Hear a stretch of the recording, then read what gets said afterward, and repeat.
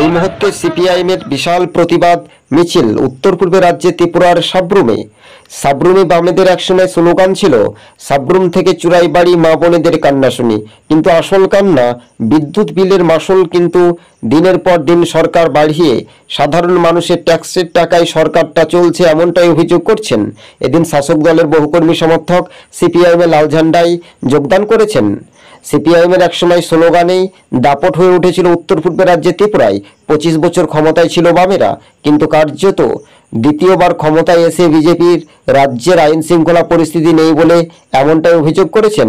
প্রায় 700 জনেরও বেশি ভোটার সিপিআইএমের লাল ঝান্ডায় গোপনে যোগদান করেছেন বলে মিছিলে এমনটাই খবর আমরা পাচ্ছি। তবে দিকে দিকে ফের বিজেপির বিরুদ্ধে গর্জে উঠছেন সিপিআইএম কর্মী সমর্থকগণ।